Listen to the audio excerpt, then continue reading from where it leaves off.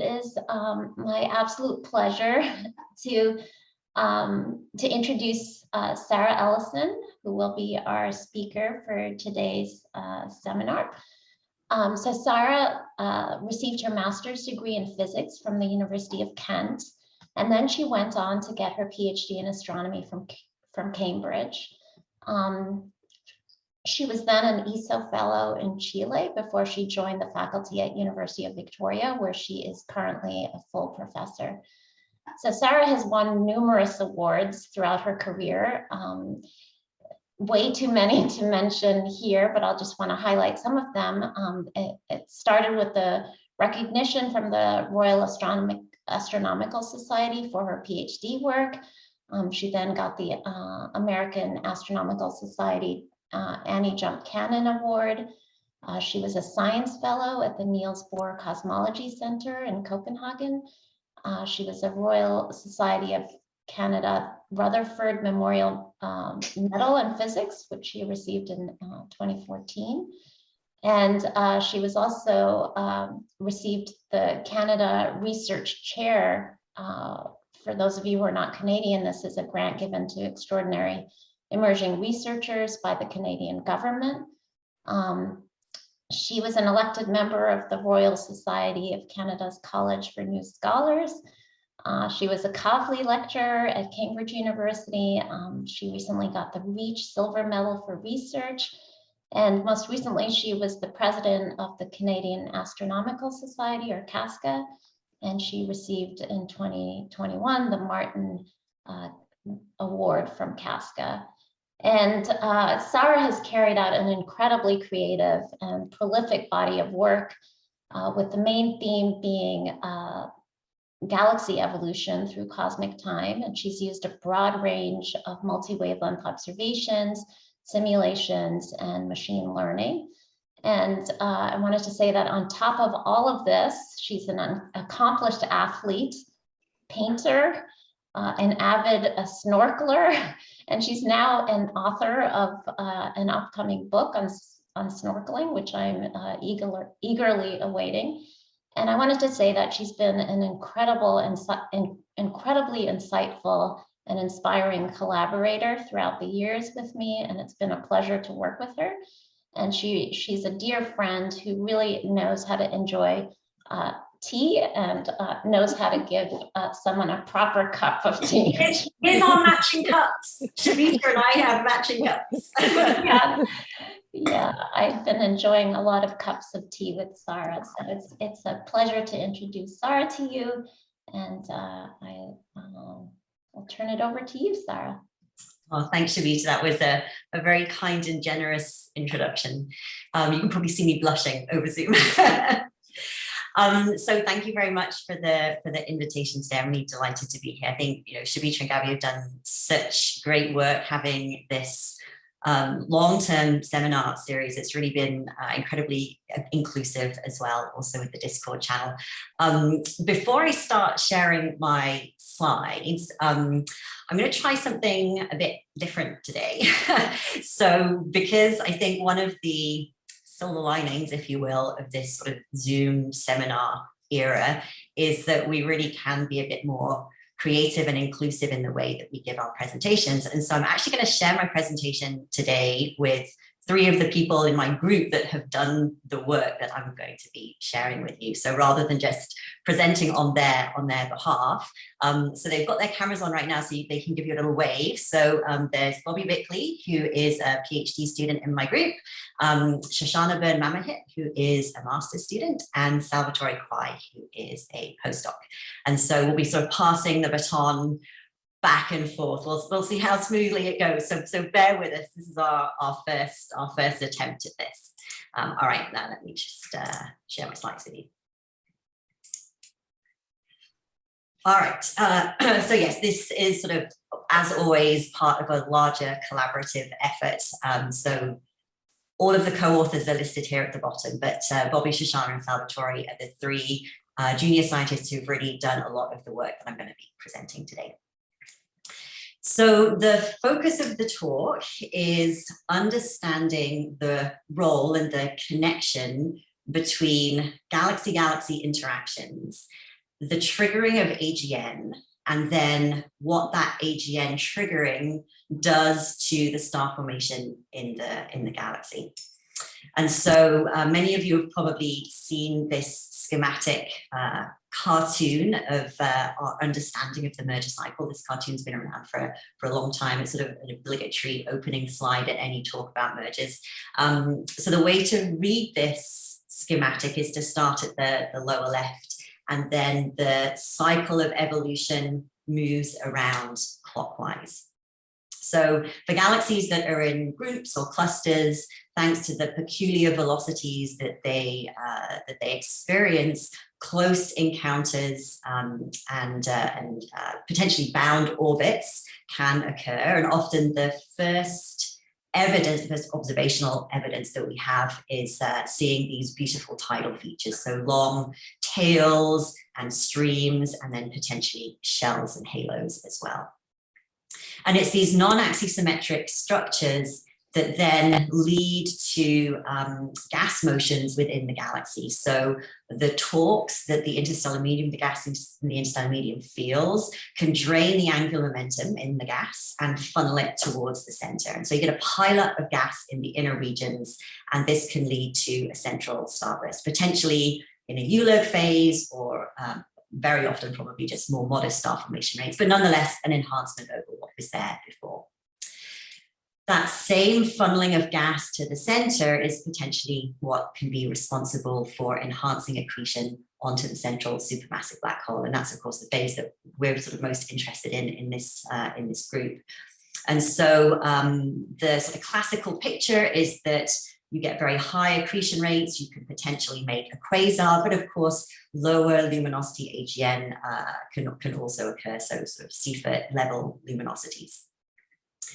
And then as a result of either just the AGN or the AGN with the starburst, you have feedback, energetic feedback, that can manifest in a number of potential modes.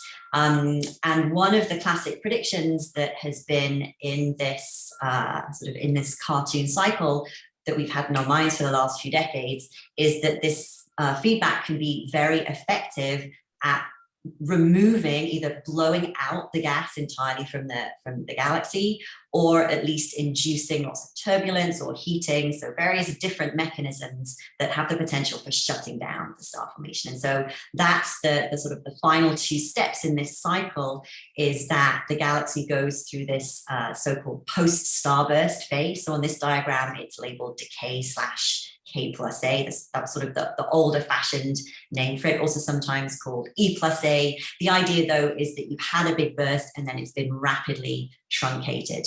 And so what you end up with then is this sort of dead elliptical galaxy where there's no ongoing star formation. So this has been, as I said, the classic picture that we've had in our minds for the last couple of decades. But it is really timely to revisit this picture because there are truly a couple of shortcomings associated with it. And so I'm going to propose that there are really three things that we need to revisit with this classical picture that is really coming mostly from the simulations. The first is statistics. So many of the predictions that we have from the simulations have been done on relatively small suites, so tens or maybe 100 or so at most, of idealized simulations of just two galaxies simulated in isolation. So not only is this probing a very small part of parameter space in terms of what your mass ratios are, what the internal properties of the galaxies are, like gas fraction, bulge fraction, but also orbit. So when you do these idealized simulations, you have to choose all of those parameters up front. So not only are we limited in statistics, we're limited in real life parameter space filling. And also we're limited in those simulations being in this idealized box as opposed to being in a full cosmological setting. The second limitation, I think, is that the older simulations have really quite an outdated model of the AGN physics. And so many of the older simulations, you'll see these predictions about these, very high luminosity quasars that are triggered, this very effective blowout of gas. But really, the more modern prescriptions of AGN feedback indicate that both the mode of the feedback and the amount of energy in those modes could be quite different. And then third, I would say that both in the simulations and in the observations as well, most focus has actually been on the early stages of the interaction in the pre-coalescence phase. Whereas if we really want to understand the AGN triggering and then what the impact of the feedback is on the long-term evolution of the galaxy, we have to trace the galaxy's remnant, we have to trace the post-merger for some significant number of hundreds of mega years beyond coalescence to really see what the impact is. And so these are the three things that we really are going to try and address in this talk. So looking at the statistics from the cosmological simulations, looking at the sort of improved prescriptions for AGN feedback, and also looking at what's happening in the post-merger stage. So the talk is sort of going to be in two parts. We're going to first of all look at the simulation piece of this based on the motivations that I've just given. And then in the second half of the talk, we're going to look at the observational part of this, because this lack of statistics of studying the post-merger regime is also a real problem for the empirical part as well. So I'm going to very briefly introduce the simulations that we've been using. So we've been focusing on the IllustrisTNG simulation. So this is not a simulation that we run. I'm sure you're familiar with this. This is one of several of sort of the generation's large state-of-the-art simulations that are available on the market, along with simulations like Eagle and Horizon AGN. And so what we've done with IllustrisTNG is used the public data products in order to identify major mergers through the snapshots. And so very briefly to talk about the sample selection. So we focused on relatively massive galaxies so that we have good particle resolution. So we look for galaxies in the stellar mass range between 10 to the 10 and 10 to the 12. We have a mass ratio cut because we are not so interested in what happens when tiny little satellites accrete. And so we have a mass ratio range between 1 to 1 and 1 to 10. And in order to boost our statistics, we look for mergers through all of the snapshots between redshift 0 and 1. And so we have two samples of mergers that we can extract from TNG. The first is in the pre-coalescence phase, so when the two galaxies are still well separated. I'm not going to be talking about the results from that today, but if you're interested, I'd point you to this first paper by Patton et al. And there's also a follow-up paper by Hani et al. Who also revisits that pair phase. But just to give you a sense of the numbers, so depending on whether we use the bigger or the smaller box of the TNG simulation, we're counting tens of or hundreds of thousands of galaxies in this pre-coalescence phase that we can do our statistics on. What I'm going to really be focusing on in the talk today is what's happening in this so-called post-merge or post-coalescence regime. So that sample is defined in this paper by Hani et al. And again, depending on whether we identify these post-merges in the bigger box or the smaller box, we've got numbers that are in the range of a few thousand up to a few tens of thousands. So anyone who's familiar with any of my observational work will know that one of the sort of hallmarks of our experimental design is always to have well-defined control samples. And so we do exactly the same with the simulation work. So the way that we do the controlling varies a little bit from work to work, but generally what we're doing is matching on stellar mass, redshift, and environment. And I just put a little bit of eye candy here on this slide as well. So these are some of the mergers, some of the pairs in the TNG. So this is how we select our sample. And so now we're ready to kind of dive in and start to characterize whether the mergers have enhanced accretion rates. And so I'll pass over to Shoshana to tell you about her work on that. Thank you, Sara, for that introduction. So as mentioned, the work that we've been doing is really looking at a cumulative sample of galaxy mergers taken from the IllustrisTNG simulation. And so this is a sample of mergers that has a wide range of mass ratios, gas masses, and different environments. And so what we were looking at in this result is to show that there is a very clear bias for post-merger galaxies on average to have an enhanced accretion rate when compared to controls. So you can see in the histogram here that the teal line, which is the post-mergers, has a clear bias sort of shift to the right, showing that there is an overall population has the relative accretion enhancement of around 0.2 dex, which corresponds to about 1.5 times higher accretion rates relative to the controls, which we don't see in a matched non-merger sample. We're also interested in the time scale of these enhancements and how long-lived they are. And what we find is that the relative enhancement in black hole accretion rates in post-mergers is significantly longer-lived than star formation rate enhancements. And it persists for about 2 gigayears after the merger. And this is particularly important in understanding the coincidence of star formation rate enhancements within a post-merger sample relative to accretion rate enhancements, which may be feeding AGN activity in a post-merger sample.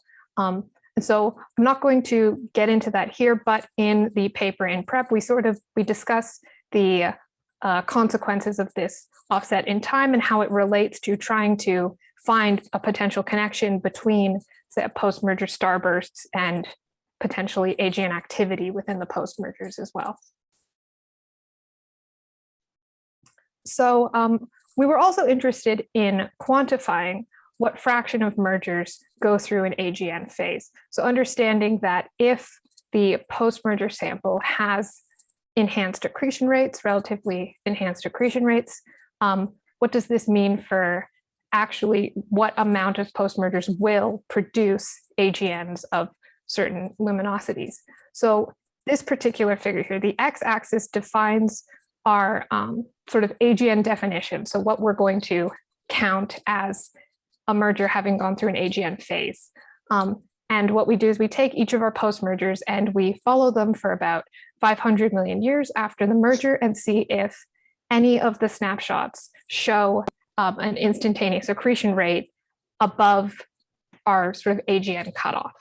And so what we find is that as you move to higher and higher luminosity AGN, obviously the incidence of those types of AGN within the post-merger sample are more rare, which is expected, but they are more common in a post-merger sample than they are in a matched non-merger sample. So the sort of contribution, mergers are more likely to appear, these high luminosity AGN are more likely to appear in the post-merger sample, up to a factor of 3 or 4 at the highest luminosities that we look at here, around 10 to the 44, 10 to the 45 ergs per second.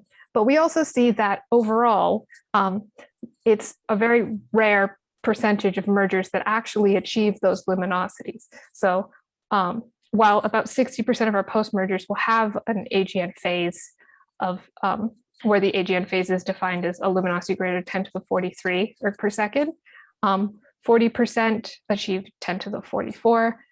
So very few of the mergers actually achieve those very high accretion rates in a really complete merger sample, but these AGN are more likely in the merger sample.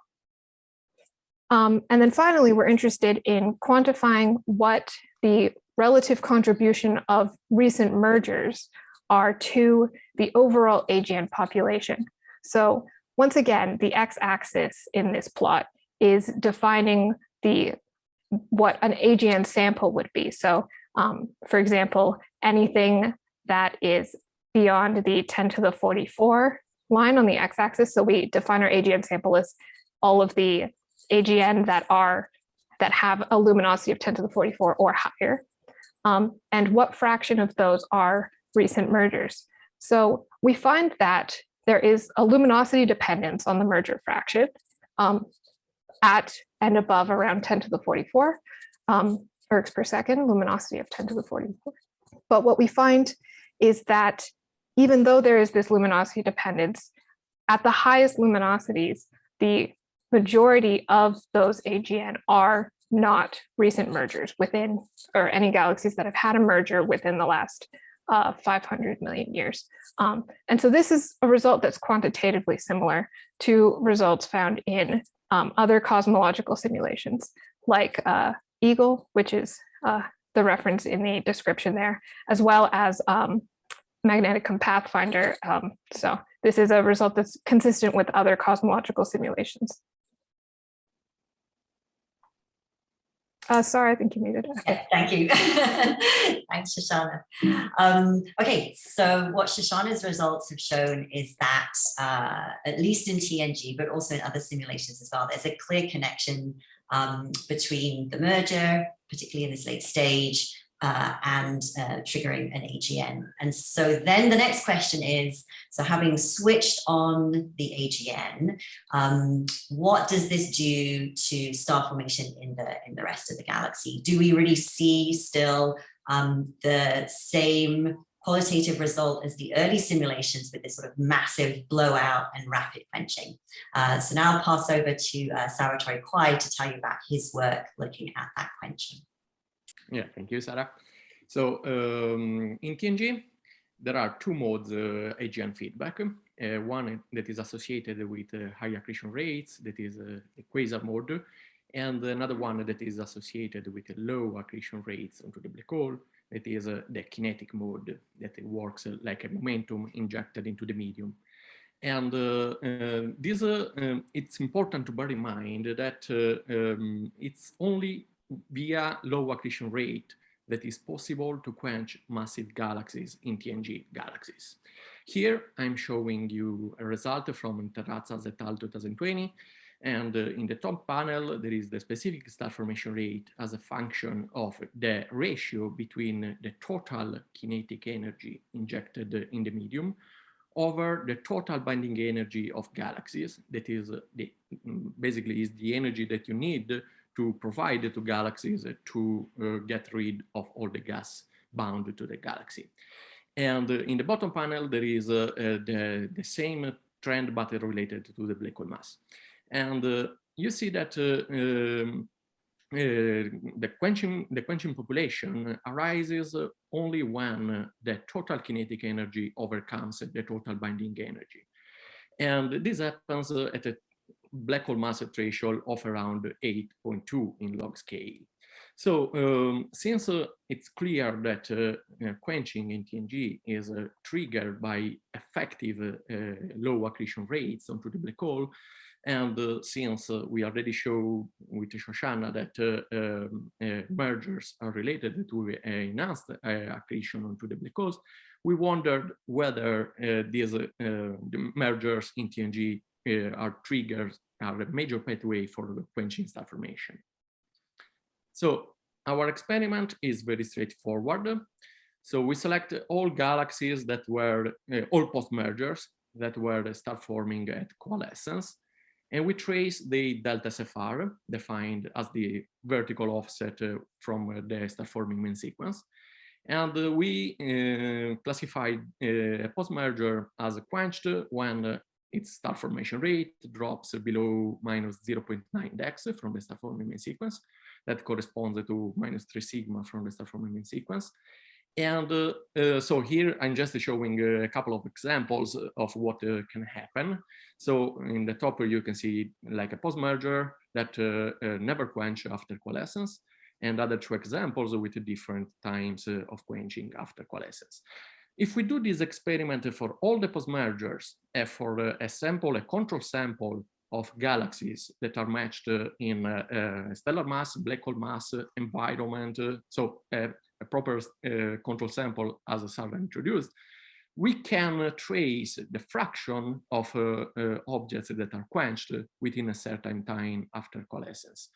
And in the top panel, the solid curve represents the fraction of quenched post-mergers, while the dashed curve represents the same fraction, but for the control population.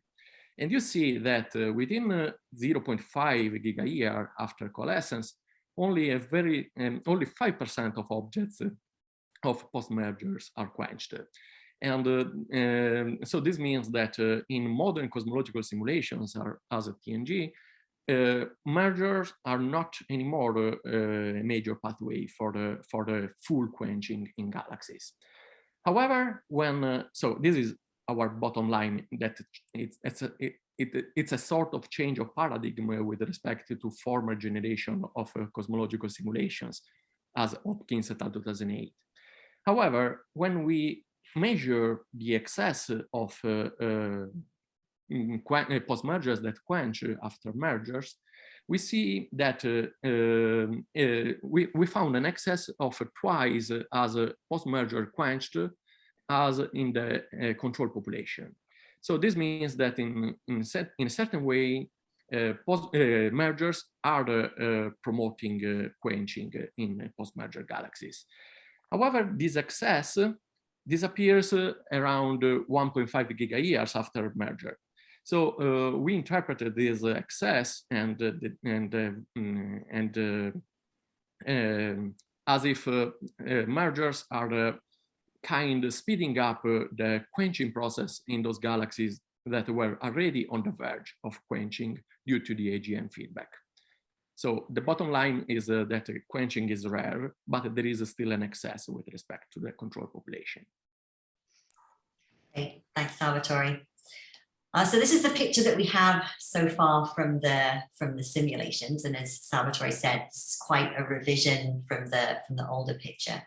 And so now this is a timely moment to kind of go back and revisit what we see in the observations as well, because the observations in the post-merger regime have also really suffered from lack of statistics. So in contrast to a lot of the work that's been done on samples of galaxy pairs, so for example, spectroscopic selection from Sloan, where we have samples of literally tens of thousands, observational post-merger samples are very small. And I think it's fair to say that this 2013 paper is probably still the largest dedicated observational study in the post-merger regime. And we had just shy of 100 post-merger galaxies that were selected from Galaxy Zoo.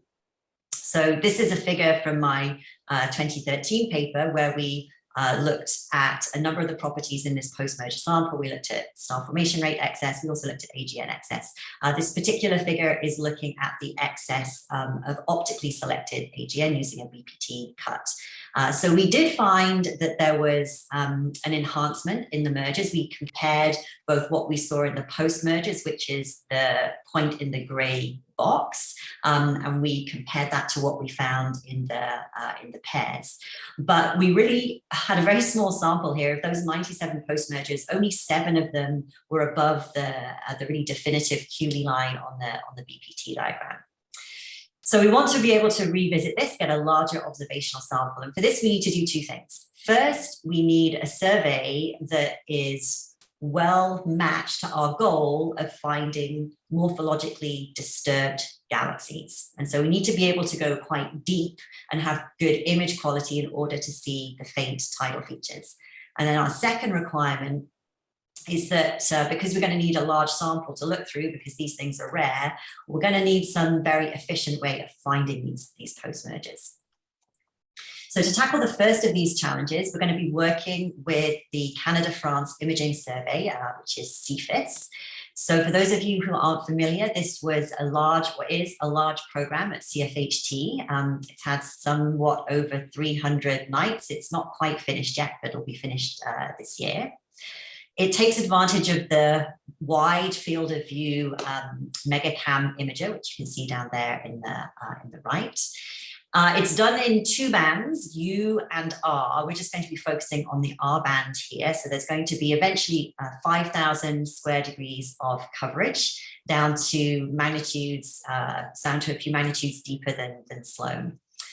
We also have the advantage that there's some 3,500 square degrees of overlap with Sloan, so we can leverage the spectroscopic component of Sloan with the imaging component of CFIS. And also, as an aside, even though we're not using it in this work, there is also complementary multiband images from Hypersupreme-Ham and Pan-STARRS. So I'm just showing you down on the bottom left there the overlap between CFIS and several other surveys that you might be aware of. So just some eye candy to give you a sense of the quality of the imaging. So on the left, you've got 3 example galaxies taken from Sloan, and then those same galaxies shown with their CFIS R-band imaging on the right. So as I already mentioned, we go down to about 24th magnitude. The typical seeing is 0.6 arc seconds, so it's really, really good quality. And so with this superior quality imaging, we can really see faint structures around galaxies. So in the top feature there, you can see that these tidal tails that are very obvious in CFIS are completely invisible in Sloan. The middle example is a disrupted satellite. So you can see the nice ring feature that's visible in CFIS, and again, not discernible in Sloan. And then a very dramatic long tidal tail in the lower case, which again in Sloan is completely invisible. So this is going to be the data set that we can work with. There are about 170,000 galaxies that are both in the Sloan spectroscopic galaxy sample and have CFIS coverage. So 170,000 galaxies for us to look for these tidal features. So clearly this isn't something that we can do by eye. And so this is where coming up with a new approach to find these post-mergers is going to be critical. So now I'll hand over to Bobby to talk about that. Thank you, Sara.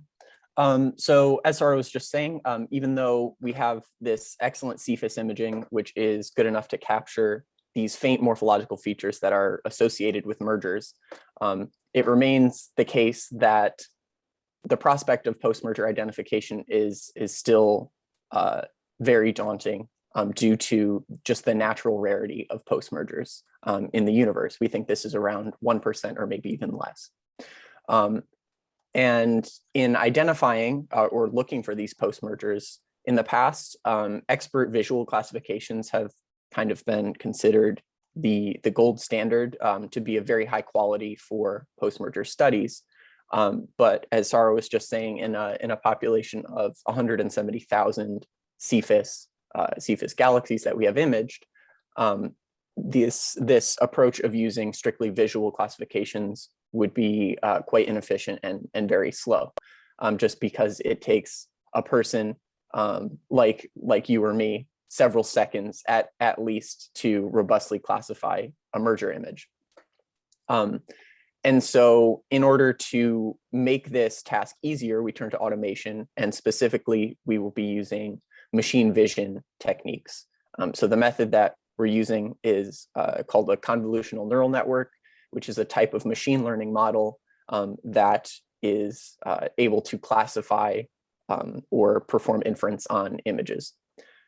So in order to use this machine learning approach, we require a large training data set with accurate labels. And for this, we actually turn back to IllustrisTNG that we were hearing about a little bit earlier. So we identify samples of post-merger galaxies and non-post-mergers in the 100-1 run of IllustrisTNG. These are the same, essentially the same samples as were used in Manhani's 2020 work. And we construct survey realistic mock observations of those IllustrisTNG galaxies, which are complete with skies and survey artifacts and even saturated foreground stars and the like that are taken directly from the Canada-France Imaging Survey and added into our post-merger images. And so this figure that you're looking at here shows example TNG 100-1 galaxies before on the top row and after on the bottom row. They're being observed in air quotes by our CFIS mock observation pipeline. So after we train the model on those images, we test it on a batch of like composed images that we had set aside at the beginning. And we find that it does very well. This is what we're showing in the confusion matrix figure on the left. Essentially, we're showing that the model achieves classification accuracies in the high 80s for both the post-merger classes and the non-post-merger galaxies. But even for automation, the rarity of post-mergers presents a problem. So when we apply our model to a real survey with post-mergers present in their true proportions, even if a model classifies 88% of the galaxies belonging to both classes accurately, the purity of the predicted post-merger sample, that is the fraction of predicted post-mergers by the model that are actually true post-mergers, will still be very low. And if you look at this figure on the right, that was included in Connor Bottrell's 2021 paper, we can sort of infer that with a model that has an 88% classification accuracy for both classes, we would expect that even after our classification work is done, our sample would still only be or only contain around 6% true post-mergers. And so the work doesn't stop there, but we're not entirely out of luck. When the network performs its first round of classifications, the model essentially rules out the vast majority of galaxies as unlikely to be post-mergers. And so we can go on and perform careful visual inspection of a much smaller sample and identify the true post-mergers in that sample. So we've been calling this a hybrid approach. The figure on the left here shows exactly how this sort of goes down in CFIS. So we run our CFIS galaxy images through the neural network, and we find that the vast majority of the galaxies receive these negative post-merger predictions, as we would expect. But we go on to visually inspect a subsample of exactly 2,000 galaxies falling to the right of that red dashed line on the histogram on the left.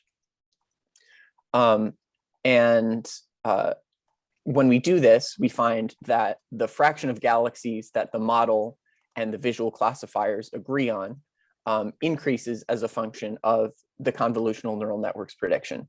So this is a comforting thing. It suggests that the visual classification exercise and the convolutional neural network are considering common criteria.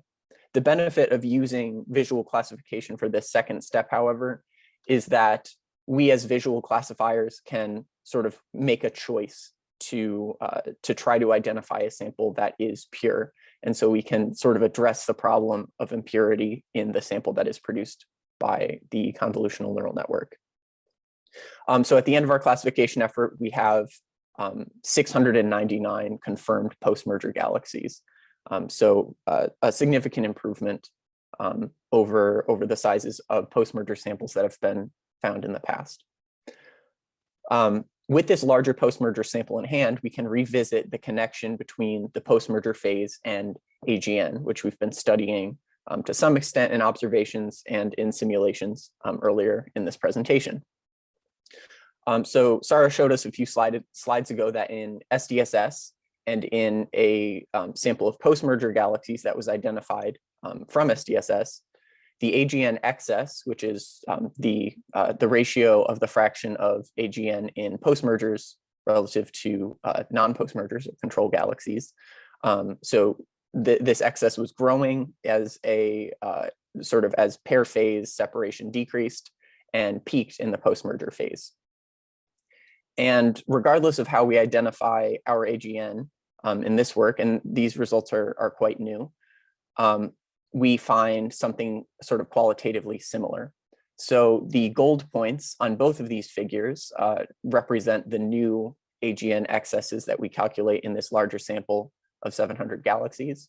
And whether we use optical criteria to identify those galaxies, as we do on the left, the figure on the left, or whether we use mid-infrared color as given by the WISE survey to identify those AGN, we calculate AGN excesses in our post-merger sample of around 5.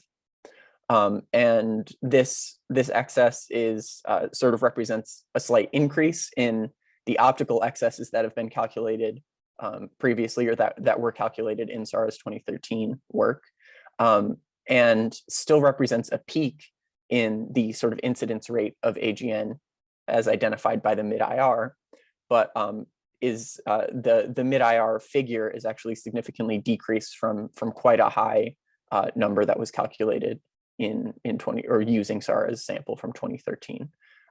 And we've been thinking a little bit about why this is, and I have a theory, but this is something that I would be happy to go into in more detail in the Q&A. Yeah, back to you, Sara. Thanks. Okay, thanks, Bobby.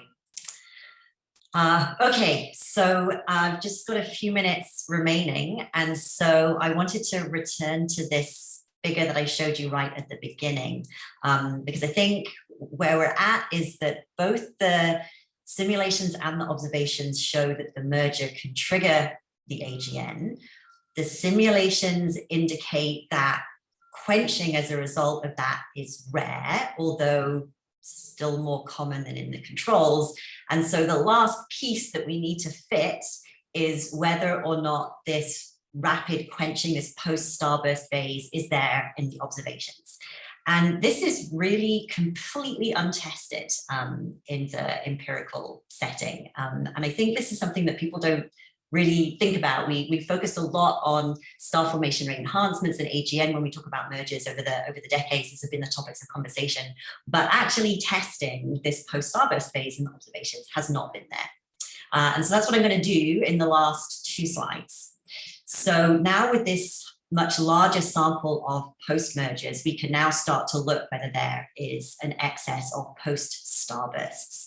So unfortunately, I don't have time to talk in detail about how we select these post-starbursts. Just sort of very qualitatively, what we're looking for is spectral signatures of a recent burst of star formation, but a truncation in that star formation now. And so the way that this is traditionally done is to look for deep Balmer absorption features that are indicative of A and F star populations, but little or weak emission from H2 regions. And so what we do is we take that visually confirmed sample of some 700 post-mergers that Bobby talked about, and we just count up how many of these post-starburst galaxies we have. We can also do the same thing for the spectroscopic pairs. So I haven't talked much about the pair regime today, but our group has done a lot of work looking at these spectroscopic pairs. So I'll show you the spectroscopic pairs result first. So what you're looking at here is on the y-axis, it's the excess of post-starbursts. So I count up how many post-starbursts I have in the pairs, and I count up how many post-starbursts I have in their control sample, and I take the ratio of the 2 things. So just as we've seen enhancements in AGN counts, this is an enhancement in the post-starburst count. And there are actually 2 different ways, 2 complementary ways that you can find your post-starbursts, and say I'm happy to go into that in the Q&A if people are interested, but those are the 2 different colored sets of points. So what you can see here is that for this sample of some 16,000 pairs with projected separations of between 0 and 80 kiloparsecs, there's no excess, right? So we don't see any indication of a link in this pre-merger regime with rapid quenching. Now we're going to add on the post-mergers, and they're going to appear in that gray box at the end. So I have to completely rescale the plot to get those points on here. So whereas in the pairs we saw no change, no enhancement in the post-starburst incidence, depending on how I choose the post-starbursts, I get somewhere between a factor of around 30 and 60 more of these rapidly quenched post-starburst galaxies.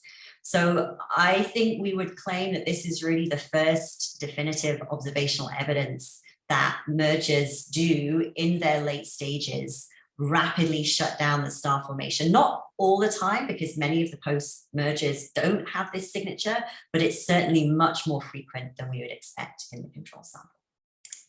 All right, our time is more than up. So I have a fairly long set of conclusions. I won't read through them all, but from IllustrisTNG, we've shown that mergers do trigger AGN, but not all mergers go through a luminous AGN phase, and certainly most AGN are not triggered by mergers. And then we've also shown that, at least in IllustrisTNG, most of these post-mergers also don't go through rapid quenching.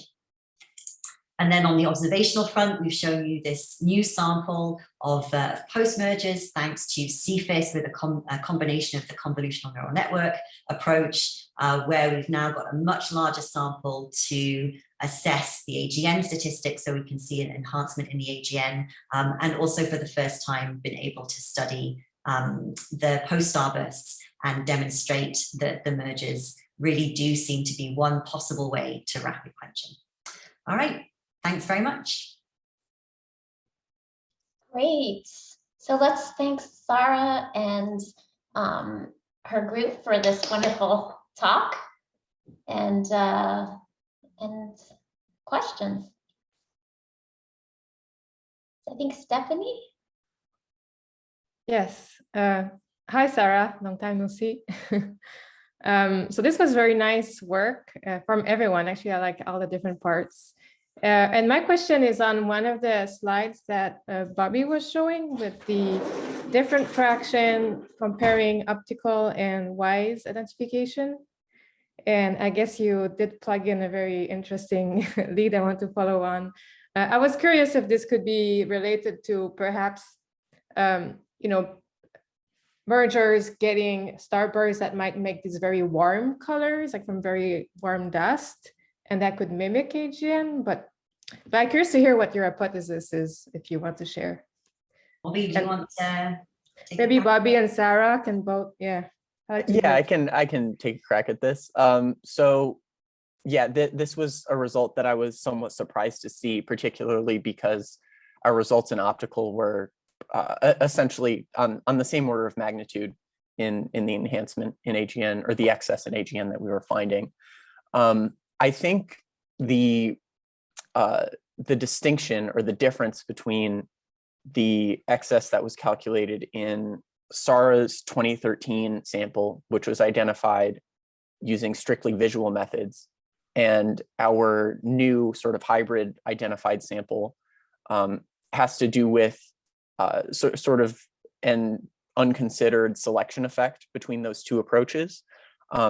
So my guess is that, and I've actually checked this, on average, the galaxies identified by Sara in 2013 tend to be much more visually dramatic and much more highly asymmetrical, more disturbed systems. Whereas the convolutional neural network identifies a somewhat more inclusive sample of post-mergers with slightly more, I guess, diversity in the strength of the features that they exhibit. As a result of this, I think it's possible that the Ellison 2013 sample has a greater probability of having dust obscuring the galactic nucleus just due to increased mixing, and as such, an increased probability of being identified as an AGN due to its wise color. But this is something we're still checking up on. Yeah, that makes sense. I would be curious also if, you know, maybe again, this could be something to do with the simulations, but perhaps you need to have the more drastic tidal features. I don't know if it changed.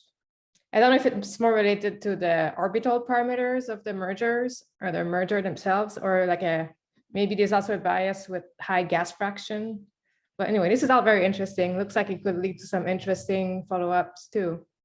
Yeah, Stephanie, I think you hit the nail on the head, right? That how dramatic the merger feature, how prominent the merger features are, is going to depend on the orbital characteristics, which in turn are probably linked to how effective the gas funneling and the dust central buildup is. Yeah. But then also the internal properties like the gas fraction. But then the third variable is time, right? So if we are catching the galaxies much earlier with the Sloan imaging, and if that dust obscured phase is shorter, Yeah. that could be another way. So yeah, I think we're just starting to scratch the surface of that now. Oh, that's very interesting. I'm looking forward to see the results. Thanks. Thanks, Stephanie. Travis, hey Travis, and then Nathan. Hello. What a wonderful set of talks. Thank you guys so much for presenting today. So on the very end, so it was really cool, Sarah, like you were talking about, you're going to do the reveal. I'm like, oh, it's going to go way up. How exciting. And then it did. That was really neat. What do you think, is there any sort of like hypothesis then of like what is creating that increased star formation? Are you saying, do you think it's due to the merger process itself just feeding the host, or do you think that this is then creating AGN, which in turn are producing positive feedback and promoting star formation? What is your interpretation of that so far? Yeah, that I think is the $64,000 question, right? So we've shown that there is a starburst, we've shown that there is AGN, we've shown that there is a post-starburst, but really understanding the physical mechanism that leads to that shutdown, I don't think we know that from these observations. So it could be linked to the AGN, but when I look at the AGN statistics of the post-mergers that do have a post-starburst and the post-mergers that don't have a post-starburst, there's nothing distinguishing in terms of the AGN frequency or the WISE colors or position on the PPT diagram. There's always time scales which confuse the issue, but there's no obvious link to the AGN. Another potential could be turbulence. So there could still be lots of gas in there. It's just not able to form the stars. So I think the next step for us is going to be looking more deeply at what the molecular gas in the post-starbursts is doing. Is it still there? Is it more turbulent? Has it been stripped out into the tidal features? And so I think that's how we can maybe start to get the answer to your question. Cool, thank you. Thanks, Travis. Nathan? Hi, Sarah. Hey, Nathan. We haven't talked in a while, and I apologize because my webcam is not working. But I guess my question kind of touched on what Stephanie's question got to at the end there, which is, looking at these beautiful images from CFHT. My first thought was, well, in an absolute sense, every major galaxy or every large galaxy is a post-merger, right? So I guess I'm a little bit worried about, if deeper imaging is causing things that are being, previously not classified as a post-merger, being classified as a post-merger. And as you say, it's because we're catching these galaxies at a later time. Is that going to dilute the AGN or starburst and merger signal a little bit? And is there, perhaps some way of quantitatively estimating at how long it has been since the coalescence? That's a great question. Bobby, do you want to take that one? Sure.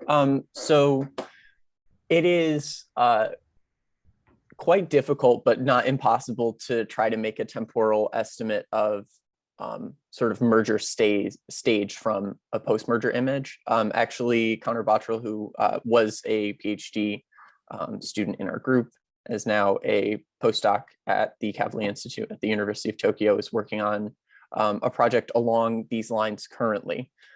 So if that sort of effort pans out, it is possible that we would be able to make those kinds of estimates.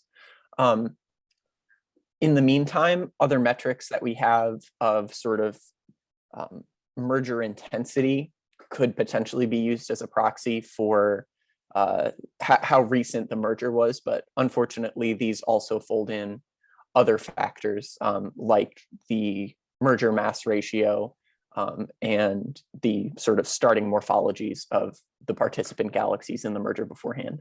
So it's a little tricky to disentangle.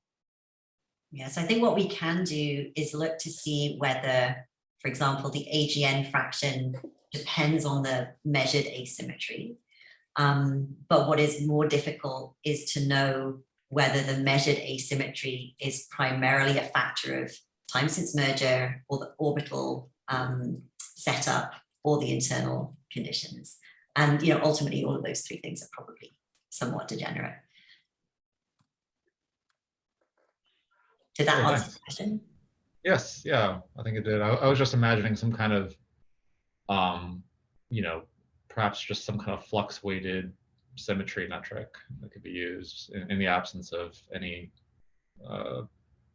constrained way of estimating the merger stage or something like that. I think it would be useful. Yeah, actually, the better way that seems to be for finding or for quantifying the asymmetry is actually to not do the flux weighting. Because if you do the flux weighting, what you tend to see is all the bright inner spiral arms and clumpy bits. There's a different metric that is much better at finding the faint tidal features. And so, yeah, I guess it depends on what you're wanting to do, but in terms of identifying those faint outer asymmetries, there are non-flux weighted methods as well. Bobby's still kind of digging into this at the moment. Great, thanks. Thanks, Nathan. Claire, and then there are also some very interesting questions in the chat. So it would be great to get answers to that. But Claire, want to go ahead? This is great stuff. I'm trying to think through the comment that you had on a slide that in Illustris, it's the low accretion rate radio mode feedback that leads to quenching. What model do they have for radio mode feedback? Because I don't know how to model it. Maybe somebody has a model, but and how much do we trust the model? Salvatore, I think that's probably a question for you. Yeah. Okay. So they have a switching mode depending on the black hole mass. So when basically there is a combination of accretion rate and black hole mass. So when at fixed accretion rate, once the black hole mass is larger than a certain threshold, you are in low accretion rate and you trigger a kinetic mode feedback. Otherwise, you are in quasar mode and you obtain this thermal injection of energy that is basically dispersed in the ISM. So how much we trust this model? Well, this is another very good question. And overall, you can trace how good the model is depending on the result overlapping with the major scale relations, and most of the scale relations related to the co-evolution between mergers, between black hole and galaxy matches with the observations. They are still working on improving this model because there is a very sharp switching between the two modes, while in observations there is a much wider gray area between the two modes. There are also galaxies that show both AGN-like feedback. Yeah, so they are still working on it, still improving it. So the next generations of models will be even better than this, probably including some mixing between the two modes. But overall, I will trust what are the predictions. Not in a quantitative mode, but for sure in a qualitative mode. They are getting closer to what is the real expectation from a AGN theory. Maybe I'm thinking about this too much as a physicist, but radio mode, the efficiency of radio mode stuff ejecting gas depends on all sorts of things, like the angle of the radio jet and whether it's plowing through the disk or plowing straight out, or And I just don't have no idea how they model that. So the way in which the radio mode or the kinetic mode happens is that. So you accumulate a bit of energy, then this is released all of a sudden in a random direction. And so in this way, what happens is that over a certain period of time, you will end up with not directional AGN. So I'm saying in this way is that the AGN feedback in kinetic mode is directional, but the global effect of AGN of the kinetic mode is a not directional impact on the ESM. So that's true that what we see in nature is that the jets are very polarized in direction, but that's just a snapshot. What we see is that the gas in real galaxies is also depleted all over the galaxy. So if this is the only way in which gas can be ejected from galaxies, I don't believe this. But I think that the way in which the momentum is injected in the medium, mimicking this not a directional AGN feedback, could be improved as well. But I think that for the general effect, it works pretty well. I take your point though, Claire. It's hard to imagine like how you can possibly be convinced of how to implement the feedback. But I think, you know, one of the real strengths of TNG as a simulation is how well it's been able to reproduce a number of observed trends that weren't fine-tuned in the original model.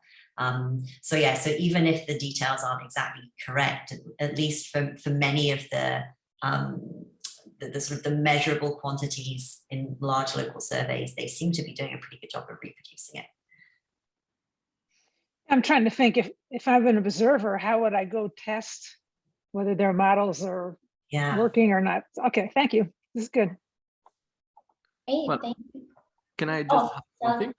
Yeah, so in the Ratzas et al. 2020, there are some details on experiments that they did by switching on and off different part of the models.